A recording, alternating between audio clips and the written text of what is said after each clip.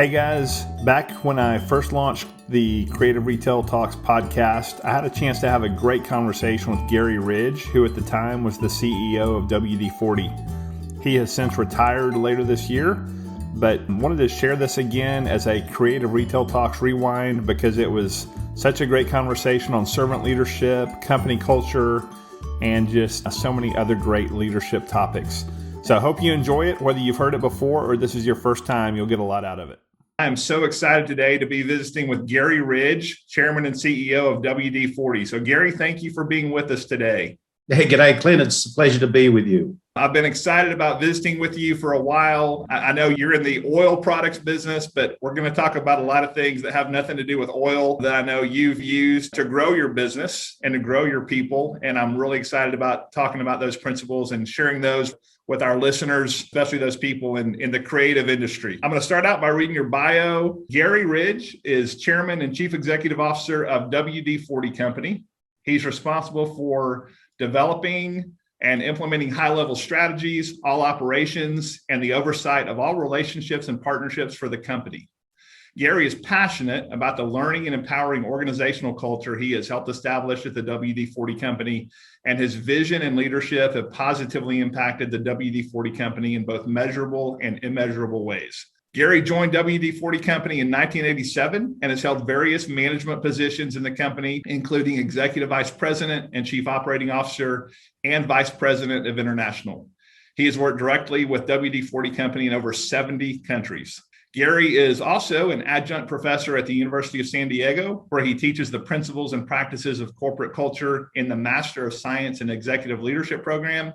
And in 2009, he co-authored a book with Ken Blanchard outlining his effective leadership techniques titled Helping People Win at Work, a business philosophy called Don't Mark My Paper, Help Me Get an A. I love that philosophy. A native of Australia, Garry holds a certificate in modern retailing and wholesale distribution and a Master of Science in Executive Leadership from the University of San Diego.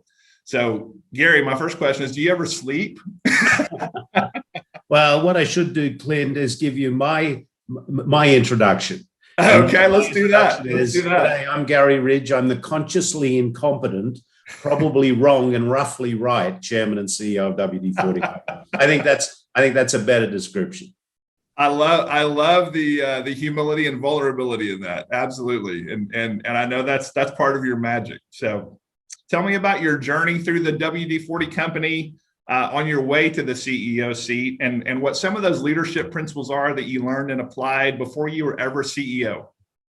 Yeah, thanks. Well, as you said, I joined in 1987 down in Australia. I worked for the distributor of WD-40 before I joined, and that's how I got to know the folks here in the US. I'd fly over on an annual basis and attend their sales meeting. And I think at one time I was traveling in a bus back from Mexico. We'd been down there for a dinner. And I think because I taught everybody to sing Tie Me Kangaroo Down Sport, I got someone's attention. But anyhow, in 1987, the then leadership of the company decided that they wanted to open a subsidiary down in the Southern Hemisphere. They really started to get very serious about taking the brand globally. At that time, the brand was and continues to be very strong in the US, but the opportunity for growth was outside the US. Yeah. And they'd opened a subsidiary up in Canada. They had some stuff going on in the UK, and this was going to be the base for the Asia Pacific business. My dad was an engineer. He worked for the same company for 50 years, from when he was 15 to when he was 65. And when I shared with him, hey, Dad, WD-40 want me to go work for them, he gave me a great piece of advice. He says, you can't go wrong with that stuff, son. Great advice. We opened the company on July 4th, 1987. They had a holiday here to celebrate that, I believe. And and I opened it with a fax machine under my bed. You know, it was really a startup from the boots up. And then for the next few months, we worked at getting premises and employing people. January 1, 1988, we opened for business. And then from 88 to 94, I did most of my work down in Asia. I probably took the first can of WD-40 into mainland China. Our competitor then was dirty diesel oil, ignorance and a hammer. That was our competitor in China in those days. And then in 1994, I was having a conversation with my then boss, the guy who hired me, and I said, is there anything else you'd like me to do? And he said, funny you should ask. You want to move to the US? And I said, to do what? And he said, well, we really need someone to lead our global expansion. And it seems like you've got a passion for that. And I said, that sounds like a pretty good idea. So we packed up our toys and we moved to San Diego, and I got the opportunity to start our global expansion program. And 1997, the then CEO retired, and for some reason, the board of directors felt that I might be a guy that could take that role. So they gave me a chance. And at the same time, I went back to school. I went to the University of San Diego, where I now teach, and I did this master's degree in leadership because I really wanted to understand how we could expand around the globe. I knew that micromanagement was not scalable. Mm-hmm. And I was intrigued with the principles of servant leadership. That's where I met Ken Blanchard, the 1 Minute Manager. He was my professor, and he and I became great friends. And as you know, we wrote a book together, and I learned a lot about, what does it mean to create a place where people really want to go to work. One of the things I think is really sad, Clint, is about 70% of people who go to work every day are disengaged. Mm-hmm. And Aristotle said, who was born in 384 BC, said, pleasure in the job puts perfection in the work. And I'm not quite sure why, as leaders, we don't understand that. Our role is to create a place where people go to work every day. They make a contribution to something bigger than themselves. They learn something new. They're protected and set free by a compelling set of values, and they go home happy. Because happy people create happy families create a happy community, and a happy community will create a happy world. And by gosh, we need a happy world. So that was the path, was really learning really at an early stage that you need to love and involve your people in everything you do, because I'm consciously incompetent. Well, that philosophy, when I first began to read about your philosophy and your culture, I was just blown away at really how the foundation of it is love and kindness, which, like you said, it's all common sense, right? It's amazing how many leaders don't dial into that common sense. You're exactly right. I invented this guy called Al, the soul-sucking CEO, mm-hmm. and or the soul-sucking leader. And there's so many leaders who go to work every day and they create these toxic environments, and then they wonder why people aren't giving them their best. It's like a duh. Yeah. So I had heard about your character, the soul-sucking CEO. So do me a favor for a minute for the audience and kind of compare and contrast Al, the soul-sucking CEO, with the servant leader.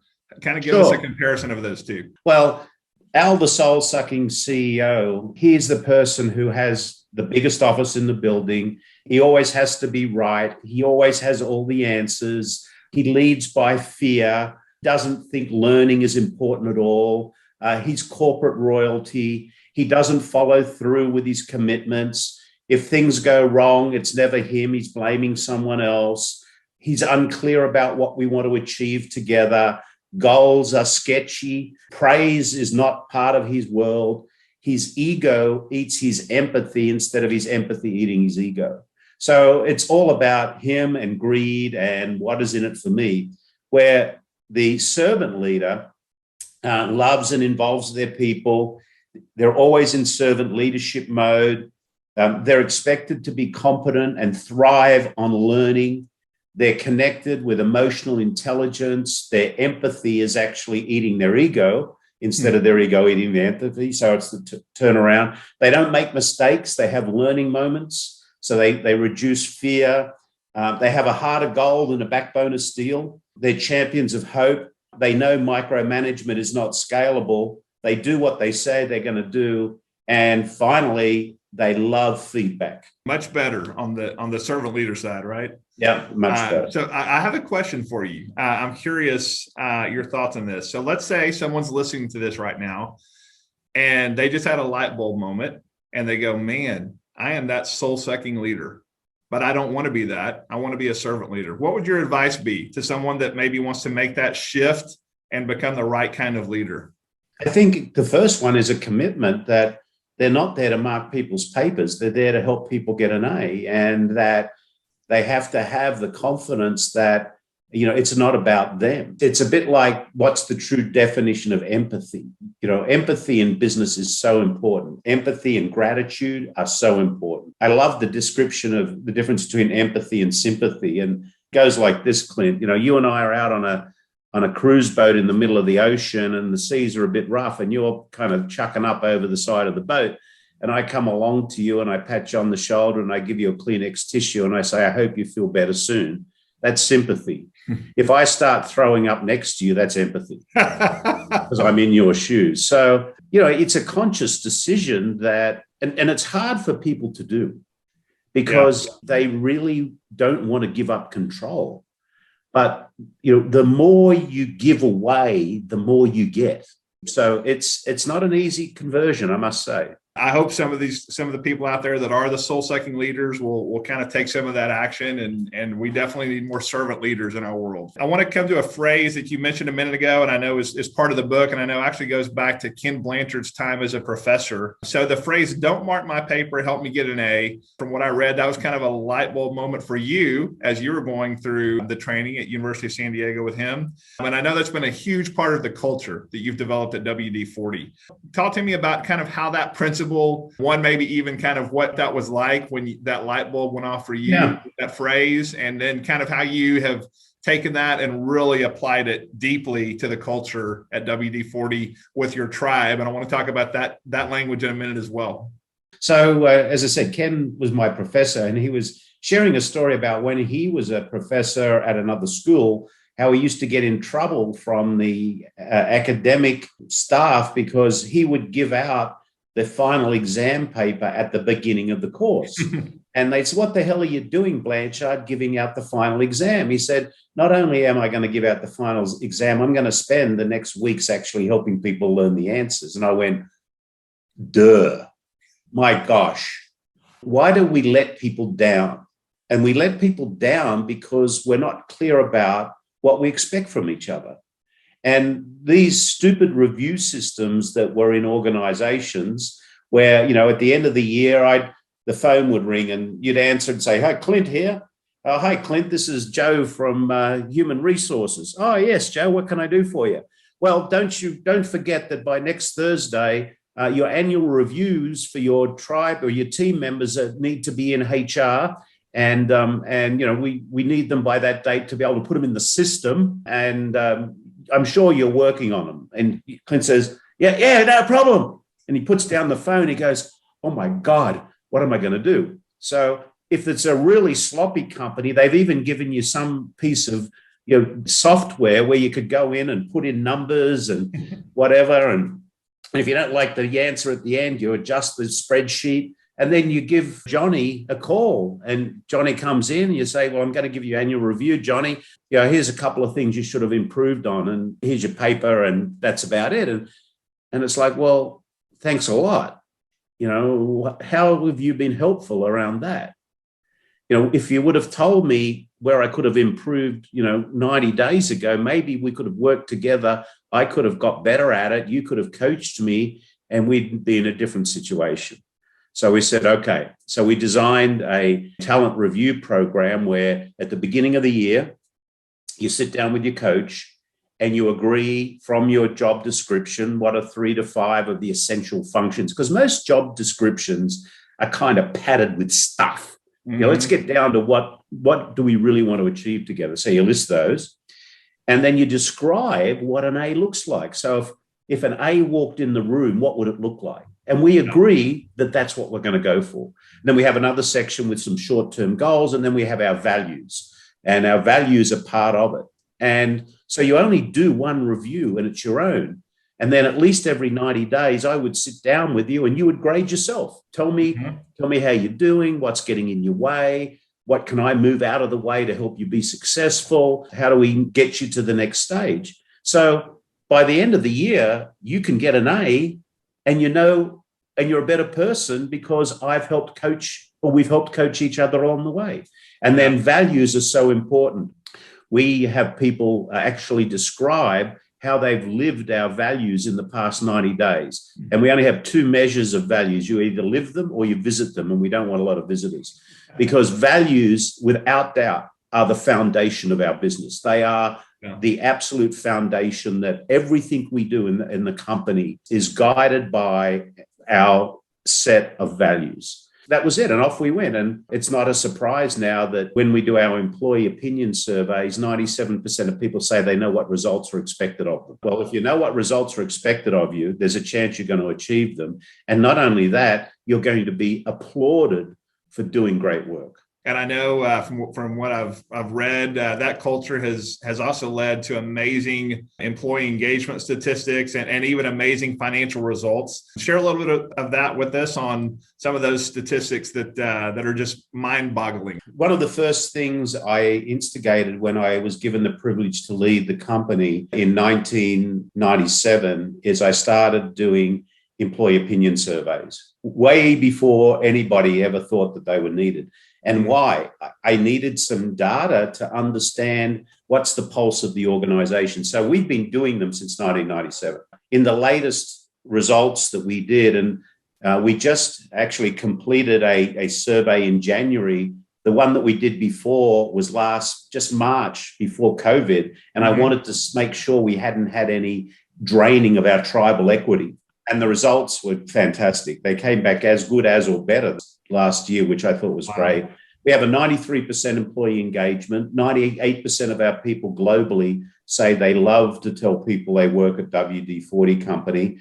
97% say they know what results are expected of them. And here's one that really blew me away. Last March, one of the questions I am excited about the company's future. And we got a 94% global positive rating that people were excited about the future. In January, it was 98%. It went up 4 percentage points. And we've just been through and continue to go through this year of isolation, virtual working from home. And I asked, I see Ken Blanchard probably at least once a week is when we play golf together. But and he's 81 years old now and he still plays golf. What a guy. Wow. I said, what do you think this is, Ken? And, we talked about it and it's trust. If we can get through COVID together, keeping the pledge of our tribe, which is a group of people that come together to protect and feed each other, that's our cause of our tribe, then we can get through anything. Here we are coming out, I hope, of COVID, and 98% of our tribe globally, and we operate in many countries around the world now, say they're excited about our future. That's pretty special. That is. Didn't I read that when you first did that survey in 97, wasn't employee engagement rate around 40%? So you've gone from 40 to 93 through this change in culture then? Yeah, by being strategic, pragmatic, collaborative, and disciplined, and treating people with respect and dignity. Yeah, that's phenomenal. But while we're talking about the pandemic, let's talk about that for a minute. I know I've heard you talk about the pandemic trend of isolation innovation having a positive impact on the business. We've seen some similar things in the arts and crafts and creative sector as well, with some of the stay-at-home trends impacting products in our categories. Tell me kind of from a leadership perspective, as you're leading the tribe, you talked a little bit about some isolation that can happen on teams and tribes through this. And obviously for all leaders, it's been a time where we've really had to look at maybe new ways of doing things. Tell me just kind of maybe on your personal journey and through leading your tribe, what has the pandemic year been like? And maybe what are some things that you guys have had to do different, still staying true to your culture, but maybe doing it in different ways in this crazy last year that we've all been through? Yeah, one of the things that became clear to me real early was in times of great and real need, people can pivot around fear. And just using virtual tools is one example of that. We had installed basically what we have now to be able to communicate around the world. But people kind of weren't comfortable using it as much. In fact, I was frustrated. I was saying to some of our IT people and our training people, we've got to step up the training on this stuff. We've invested in all this technology and we're not getting the benefit from it. And then it became compulsory. they pivoted around fear. So that was interesting. The other thing is that the person we said, see you Monday morning to on Friday in March 2020 is not the same person that we're going to say hi to when we get back together. Everybody has been on their own personal hero's journey. And one of the things that I've been thinking a lot about is kind of what I call re-entry. And if you think about the metaphor of a space rocket piercing the atmosphere, returning to Earth, it goes through a lot of turmoil, a lot of heat, a lot of disruption. And I think we have got to start helping our people come into re-entry, rebuilding those personal relationships again. Now, we've been doing a lot to try and keep that going over time with certain events we've had online. And I normally travel about 200,000 air miles a year around the world being with my tribe. I haven't been on a plane since last March. So, we're all missing each other a lot because we are a very connected group and we're dying to get back together again. And I think also that's something that we've got to be, really, really aware of. We did in our survey ask people how they've coped working from home. And there's two camps. There's the people who love it and the people who hate it. So, a lot of companies are thinking about their work from home policies. We've changed that. We're calling it work from where. Because what we've worked out is you can work from anywhere you really want to. Absolutely. These days. So, we want to get clear around that. But when COVID hit, we had three very clear objectives. Number one, the safety and the well-being of our tribe was our number one objective. Number two was staying connected with and servicing our customers the best we could. And number three was maintaining the business infrastructure so that we could thrive when we came out of this, because we believed that we would come out of it. And hopefully we're on that journey now. So we are a stronger company today than we were a year ago because of this journey. It's so sad that, so many people have been impacted in a sad way by COVID, and that's horrible. As we talked about isolation, renovation, that door that you used to hear just twice a day when you went out in the morning and came home at night, now you're hearing it 40 times a day. So people are spraying little WD-40 more often around. They're like, we're going to take care of that, right? Yes. One of your recent blogs, you talked about gratitude and the gratitude of being stronger than you were a year ago. Tell me a little bit about how does gratitude play into your personal journey, your leadership journey? Tell me a little bit about that.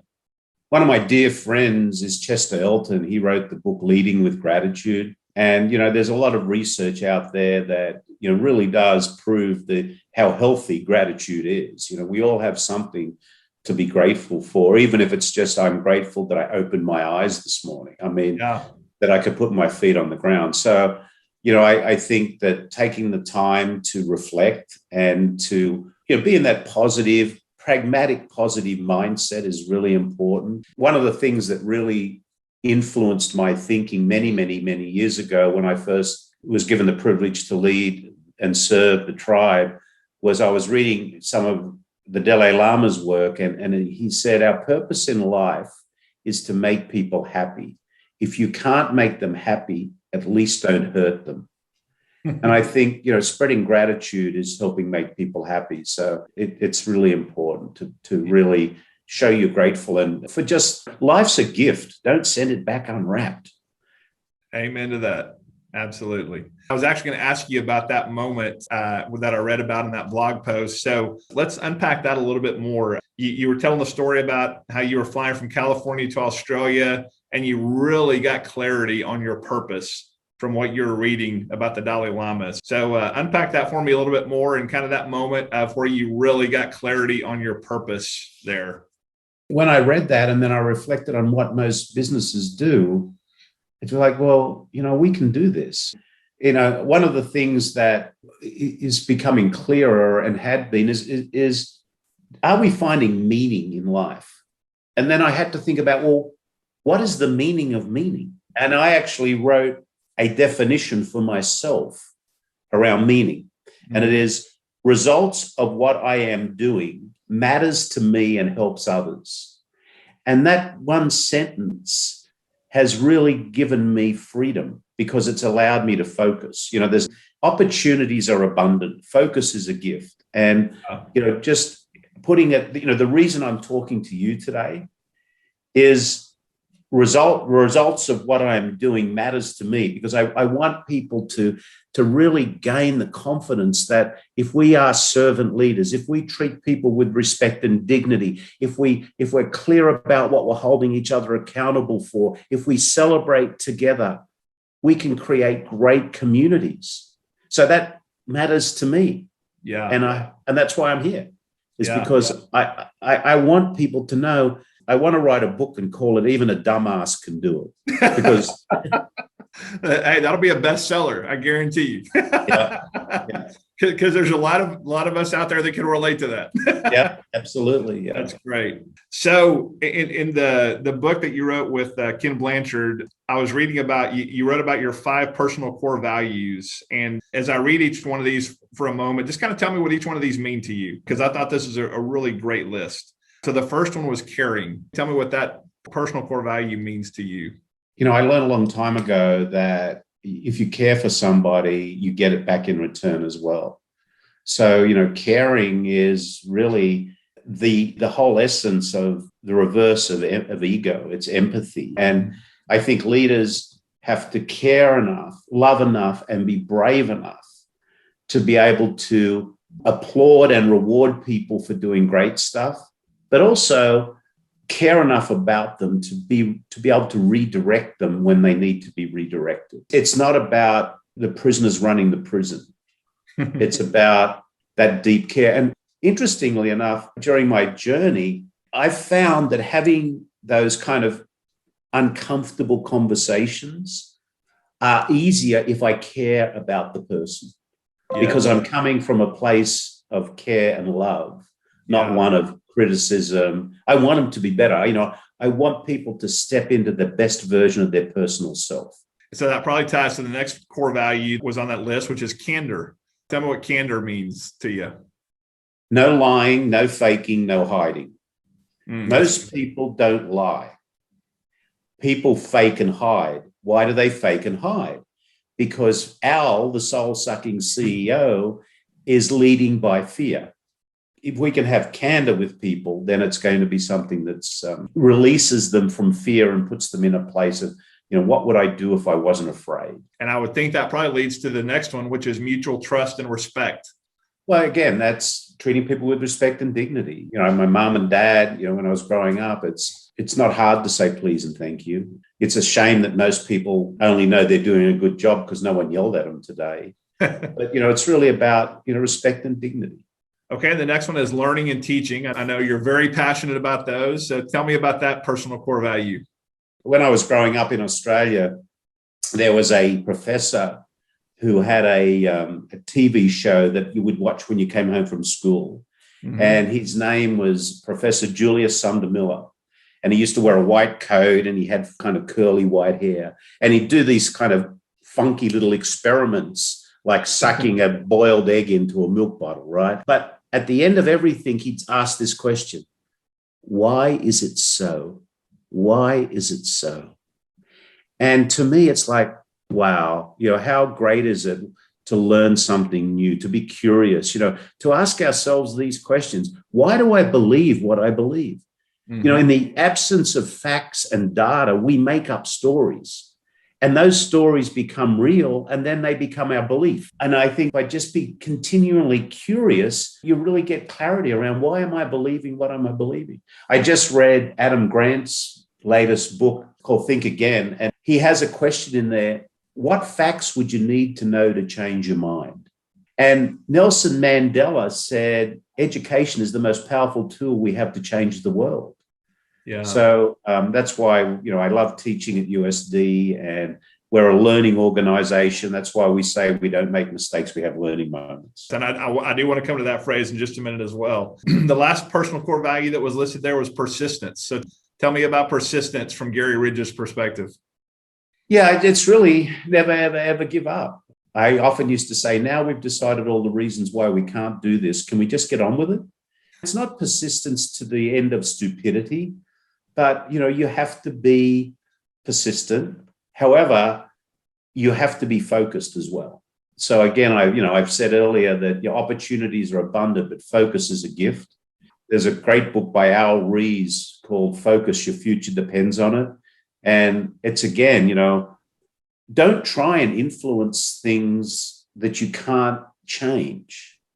So again, it's really about that persistence around what's really important to you, and do that and do it well. So you mentioned learning moments a minute ago, and that's another phrase and principle that I just really admire in how you utilize that. So tell me how you've used that phrase and what that means in terms of failure and mistake, or not calling it failure and mistakes. So share with us a little bit about learning moments. Well, the fact is that probably 70% of what we try fails, right? But if we let that 70% paralyze us, that's bad. What came clear to me was, I don't hear people running around corridors yelling out with glee, I failed, I made a mistake, because people don't want to do that. So what do? They either hide the mistake or they have fear of failure, so they paralyze. So I said, wait a minute, let's take the word failure out. Let's really focus on learning. So we said, we don't make mistakes. We have learning moments, and the definition of a learning moment is a positive or negative outcome of any situation that needs to be openly and freely shared to benefit all people. So if you were in any one of our facilities around the world or on any call virtually with our tribe members, I guarantee you would hear more than once, well, I had a learning moment about that, or this is my learning moment, or I think there's a learning moment there for us to think about, which again stops people wanting to fake and hide, because it's okay. And, even the best baseball hitter only hits 30 out of 100 balls. So it's just a mindset. A lot of stuff is a mindset. How do you get people in a situation where they're comfortable with vulnerability? They, I mean you no harm, a circle of safety, so that they can, really bring out the best of themselves. And I would think that's a huge contributor to the tribe at WD-40 going home happy every day. I've seen a lot of corporations. I've worked in some, and I see in others from the outside looking in, this focus on, hey, you failed. Why did you fail? What happened there? What was the mistake?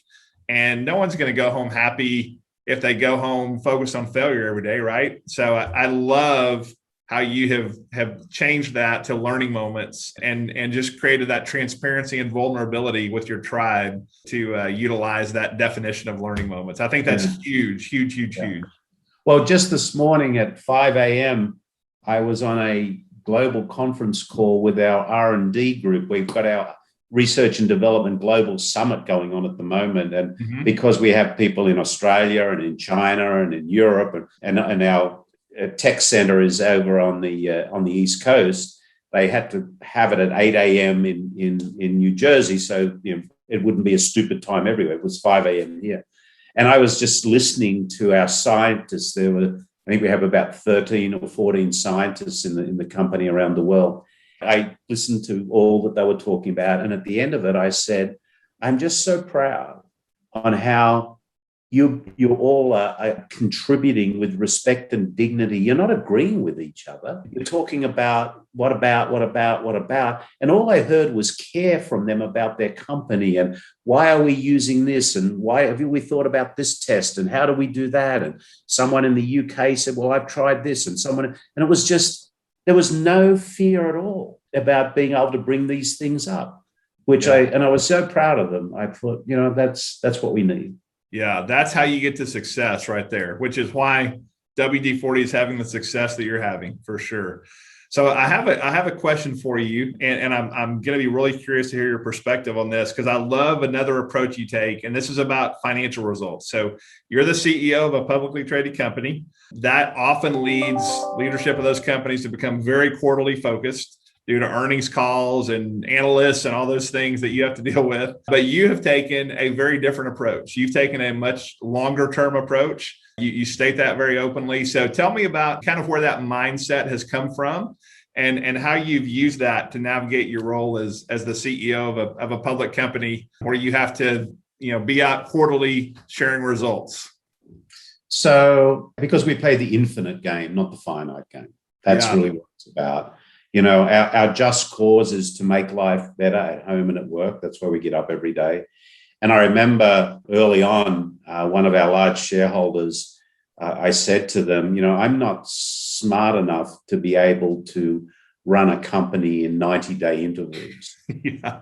And he said, I'm glad you're not dumb enough to try. And, we have to reach certain milestones along the way. I'm not going to let the pressure of a quarter influence us to make a decision that's not living our number one value, which is we value doing the right thing. What we have is we have a 5 or 6 year out goal. We talk about our must-win battles. What do we need to win? And we give the public clear goals that we have over time and report to them.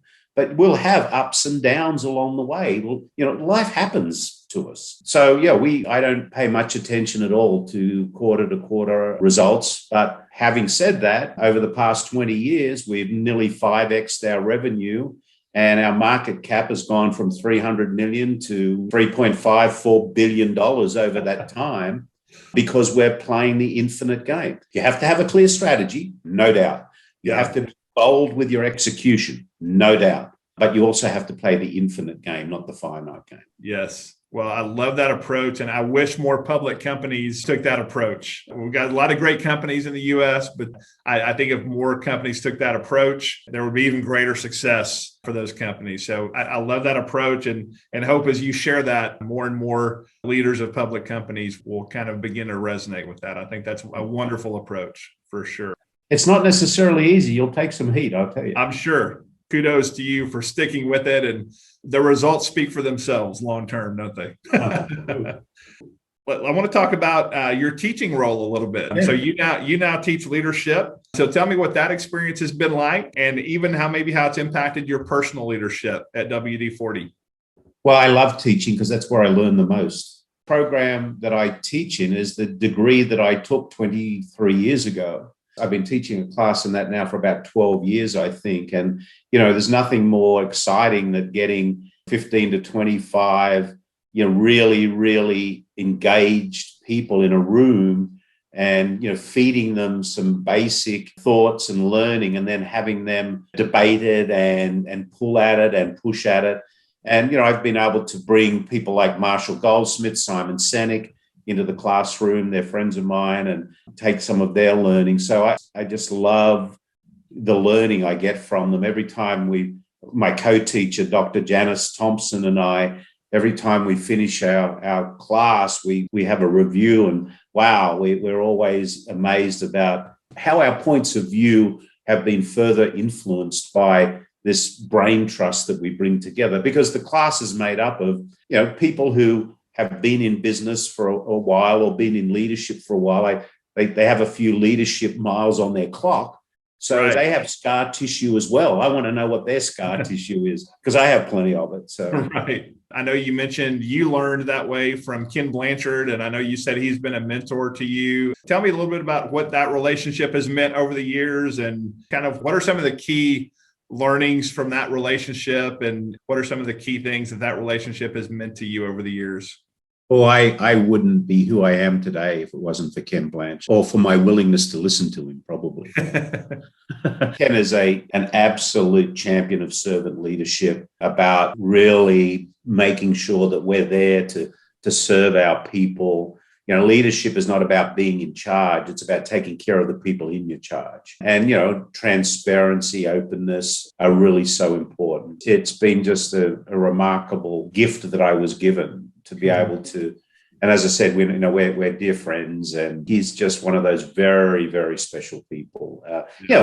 His book, The 1 Minute Manager, and so many of the books that he's written are parables. It's so easy. It's not a textbook. It's a parable, a story of reality.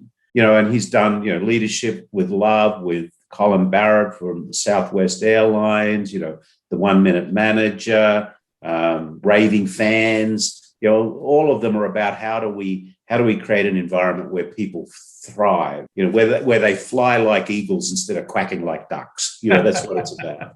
So, Garry, let's say there is a young leader listening to this. Maybe they're moving up in the ranks, or maybe they've just taken over a major leadership position as an executive VP or CEO of a company. What would your advice be to that young leader that's maybe 30 years behind you or 20 years behind you? What would your advice be to that person? The three most powerful words you'll ever learn are, I don't know. So get very comfortable with them. It's not about you. It's about those you lead, and everybody who you interact with, as Bob Chapman would say from Barry Weinmiller, is someone's precious child. I'll add to that saying someone's precious child, father, mother, sister, brother. And it's how you help people be their best is how good you will be. Because at the end of the day, it's about the people. It's about the people that you're with. Leadership is a sacrifice. However, it's a wonderful sacrifice. Yes, absolutely. Great point. Well, I want to end with kind of letting people know how to get a hold of you, and we're going to put all this in the show notes. But I know you've got a great website that talks about your speaking, coaching, and the Learning Moment website and organization and blog, great blog as well. So let's end with maybe kind of sharing what are you doing with the Learning Moment, and how can people utilize you as a resource if they want to connect with you to work with you personally to learn and grow? Sure. The www.thelearningmoment.net. I actually have another one called the soulsuckingceo.com. Do you really? I got to go check that one out. It goes to the Learning Moment. Okay. I'll have that.